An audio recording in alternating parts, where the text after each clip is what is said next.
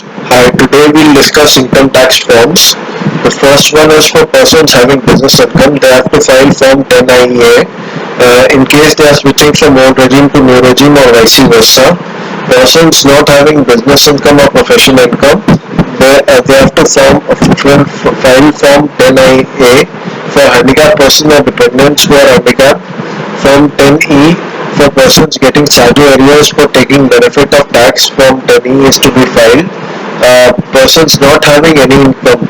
10BA for person not getting HRA but staying in a rented premises. Form 10BA is to be filed. Form 10BE for persons claiming deduction for donation.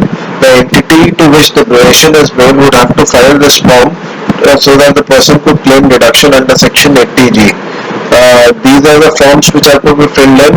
Then the last one to be discussed is Form 12BB, which is to be given as investment declaration to the employer for opting for the new tax regime or old tax regime. So these are the forms which have to be filled in. Happy filing. Please do like, subscribe the channel. Thank you so much.